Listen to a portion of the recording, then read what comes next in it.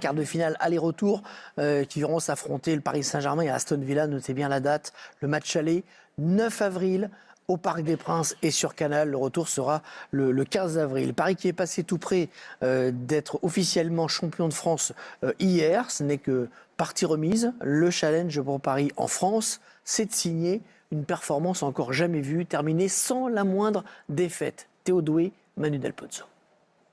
Hier, Paris a joué, Paris était trop fort pour Saint-Etienne et Paris a gagné comme d'hab. Et de 27 matchs sans défaite, alors Paris invincible jusqu'au bout, vous le sentez venir, Sred. Terminer une saison entière invaincue, du jamais vu en Ligue 1. Alors l'occasion est belle, mais cette perspective n'est pas encore érigée en priorité. Y vamos a utilizar este momento en el que estamos para que estos 8 partidos sirvan para más objetivos más globales. Pourtant, le sujet revient avec insistance ces dernières semaines. Logique, car avec ses 27 matchs sans défaite, Paris vient déjà d'égaler son propre record établi en 2015-2016. C'était l'époque Laurent Blanc avec Zlatan, Cavani, Di Maria et déjà Marquinhos. Première défaite cette saison-là contre Lyon, un soir de février. Dans le viseur des Parisiens, le vieux record du FC Nantes de 94-95. Les Canaries de Jean-Claude Sodo avaient tenu 32 matchs sans perdre. Oh, mais c'était incroyable. Seule défaite de leur saison à Strasbourg au soir de la 33e journée. Buteur ce soir-là, un certain Franck Leboeuf, ça date un peu. Les Nantais tiennent à leur record, ça tombe bien. Ils seront sur la route des Parisiens le 22 avril prochain. L'occasion donc de faire le travail eux-mêmes. Pedro Chirivella prévient. On en parle dans le vestiaire et tout le monde nous en parle en dehors. Et si Nantes échoue, reste Strasbourg au menu du PSG au soir de la 32e journée. Un rendez-vous qui ne rassure pas certains supporters. Il n'y a que Strasbourg qui peut briser notre invincibilité. Quelques pièges à éviter pour espérer devenir à jamais les premiers invincibles du championnat de France. À l'étranger, ça reste une rareté, mais le Bayer Leverkusen l'a fait la saison dernière en Bundesliga, l'œuvre de Xabi Alonso. La Juventus de Del Piro aussi en 2011-2012. Et bien sûr, encore dans toutes les têtes, les invincibles d'Arsenal en 2003-2004. Je pense qu'on va aller célébrer ça peut-être tous chez Thierry Henry ce soir. D'accord, bonne fête. Il y a de la place. Pour Paris, ce sera sûrement tous chez Dembélé. Mais attention, il reste 7 matchs. 7 matchs pour rester invaincus. Ils vont le faire ou pas, à votre avis? C'est vrai qu'il n'y a que ce match à Strasbourg qui peut être un peu inquiétant pour eux. Le reste, bon, ils reçoivent Nice au Parc. Oui, mais bon, ils sont largement au-dessus des autres. Même quand ils ratent une mi-temps, comme c'était le cas hier, ils ont une marge tellement importante que derrière, ils peuvent se permettre de marquer 5. Moi, je suis vraiment ébloui par ce qu'ils font, sincèrement. Jamais j'aurais imaginé en début de saison qu'ils seraient capables de faire ça. Souvenons-nous, en tout cas, moi, j'avais des doutes de l'après-Mbappé. Il nous paraît loin, mais je veux dire, dans quelle mesure le PSG, sans sa star qui mettait 40 buts par an, était en capacité d'avoir de la marge. Mais là, c'est même plus que de la marge, c'est qu'on se pose la question de savoir s'ils vont perdre un match dans l'année. Donc, grand mérite à eux. Et il y a une exigence portée par l'entraîneur qui est tellement énorme que je ne les vois plus faire de faux pas. Ça va dépendre d'Aston Villa. Ah oui, ça peut être une influence dans les deux sens, en fait. Pour moi, si la dynamique, et il y a une qualification contre Aston Villa, il y a le groupe, il est tellement cohérent.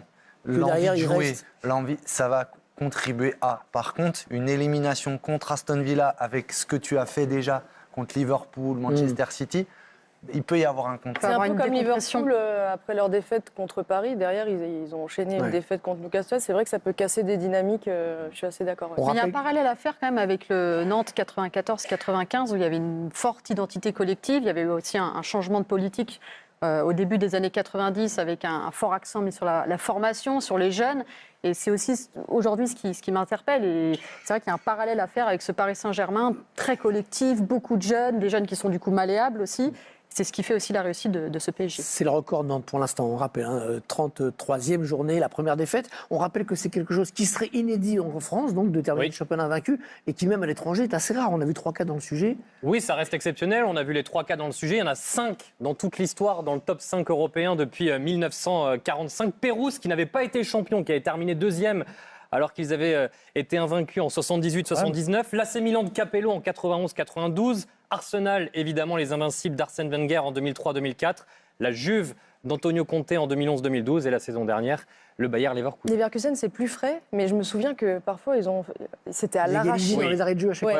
Oui, il y a eu énormément de buts dans le dernier quart d'heure. On a l'impression que le PSG a quand même une marge. Marge Mais énorme. Leverkusen était moins programmé pour être bien sûr. Entre Nantes ou Leverkusen, c'est des budgets. C'est des projets complètement différents. Là, il y a quand même. C'est pour ça que j'y crois encore plus là. Il y a un point commun entre toutes ces équipes, ce sont des très bonnes défenses qui ont encaissé entre 20 et 25 buts. Et c'est aussi un point commun avec le Paris Saint-Germain. Tout dépendra, disait Mickaël, de ce qui va se passer contre Aston Villa. Parlons-en justement, on ne va plus les lâcher, les Villanes, jusqu'au 9 avril. Ils ne jouaient pas en Première Ligue ce week-end, mais ils jouaient en Cup contre un club de D2, on va dire Preston. Oui, les quarts de finale de la Coupe d'Angleterre sur la pelouse de Preston North End. Il avait aligné quasiment son équipe type. Il y avait Watkins et McGinn qui étaient sur le banc au coup d'envoi. Bailey n'était pas dans le groupe et il y a un joueur qui s'est illustré. C'est Marcus Rashford qui a inscrit le premier but, son tout premier sous les couleurs de Villa et qui va même s'offrir un doublé à la suite de ce penalty sifflé pour cette faute sur Rodgers. Rashford prêté en début d'année 2025 par Manchester United qui a donc inscrit ses 2 premiers buts sous les couleurs de Villa. Marco Asensio était titulaire, le joueur prêté par le Paris Saint-Germain. Mais c'est un autre joueur offensif qui s'est illustré, Jacob Ramsey, pour le 3e et dernier but, victoire et qualification donc d'Aston Villa, où tout va bien en ce moment. Et on a aperçu Tielemans, l'un des joueurs de la sélection belge. L'entraîneur d'Aston Villa, c'est donc Unai Emery, qui depuis son départ du Paris Saint-Germain, figurez-vous, n'a plus jamais remis les pieds dans la capitale française. Écoutez-le évoquer ses retrouvailles avec le club parisien. I had there my own process as a coach, getting better, taking experiences, achieving as well my objective, getting the league, getting some cups. Now I am going to play the cut of the final against them, but it's not special for it. It's special because I am playing the cut of final, and of course we are going to respect a lot PSG. Les retrouvailles donc entre Emery et le Paris Saint-Germain. Rudy, vous avez beaucoup bourlingué. Vous qui avez affronté, par exemple, l'OM avec l'OL, en ayant été un peu viré de l'OM, il y a prescription maintenant. Vous pouvez nous dire que c'est un levier de motivation intérieure pour l'entraîneur, non, de retrouver un club comme ça, non? Pas du tout. Certains joueurs, oui. Après, l'entraîneur, il doit raison garder la tête froide. On ne peut pas se laisser emporter par un quelconque sentiment ou une émotion un peu forte. Je pense que ça, effectivement, lui faire un peu drôle à Unai, mais surtout de voir cette équipe du PSG qui est presque inarrêtable en ce moment. Moi, je les ai vus contre Bruges, Aston Villa. S'ils jouent contre Bruges, le PSG n'a pas à s'inquiéter. Parce qu'ils sont qualifiés, certes, Aston Villa, mais même si j'ai 2 joueurs, Tielemans et Onana là-bas, il n'y a pas photo entre les 2 équipes. Après, ça reste un quart de finale de Ligue des Champions. Donc, on verra bien. Mais voilà. Il nous disait quand même que Belgique, c'est quoi, Kazakhstan, c'était pas simple, mais PSG Aston Villa, c'est fait. Non, mais quand on est en quart de finale avec des champions, on peut être qu'une bonne équipe. Aston Villa en est une. Effectivement, ça se passe bien pour eux en ce moment, mais bon, pour moi, je pense que Paris va passer et plutôt facilement.